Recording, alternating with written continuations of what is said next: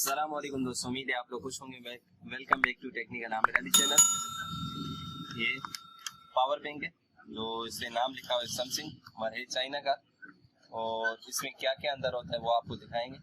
तो इस तरह का वैसे पावर बैंक कभी भी नहीं लिया करें क्योंकि ये धोखेबाजी वाला पावर बैंक होता है और इसकी प्राइस तकरीबन मार्केट में 700 से लेकर 1000 तक होती है।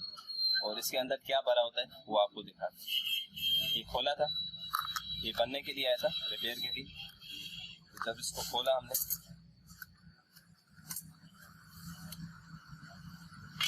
तो ये देख सकते हैं आप,